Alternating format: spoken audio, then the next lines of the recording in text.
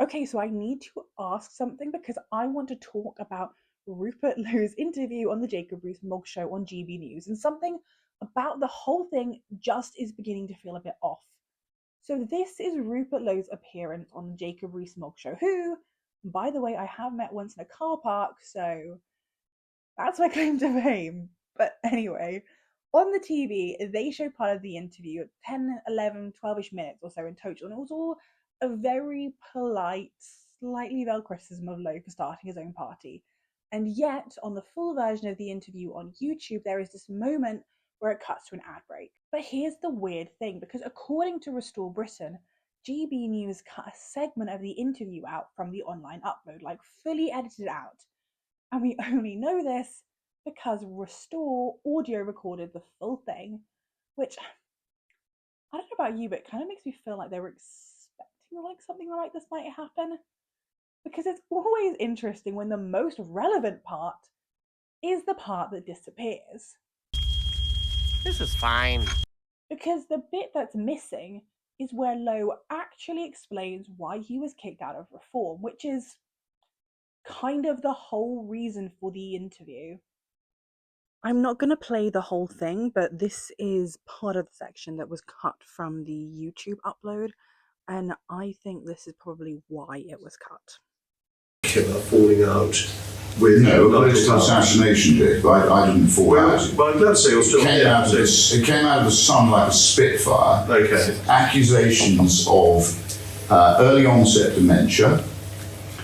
Two false witness statements from Messrs. Anderson and Youssef. One saying I'd threatened to hit Zia Youssef in a meeting. I haven't got a copy of those statements, but from what I was asked in the police station. I've never been in a police station in my life, but I went voluntarily to answer these questions on the basis that they had these witness statements, which they wouldn't show me.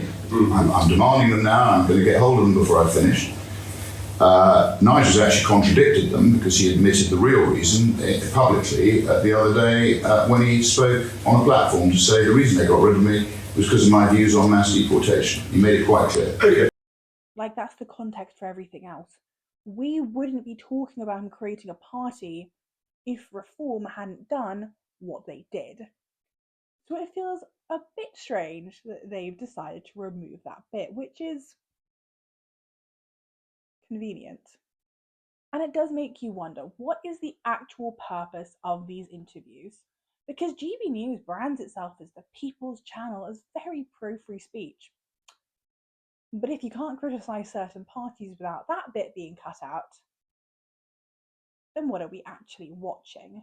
And I'm not saying I was already suspicious of GB News, but I was already suspicious of GB News. And I mean, you've got Farage with his own show, Lee Anderson with his one, and then nothing for any other MP from any other party.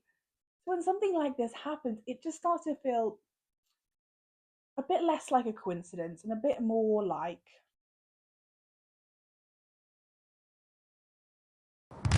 Are we the baddies? because at that point it's less full honest interview and more curated experience that's only allowed to say certain things in an approved manner.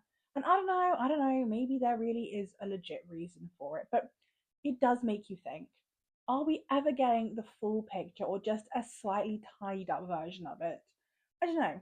I don't know. What do you think? Let me know as always below, and I'll see you again real soon.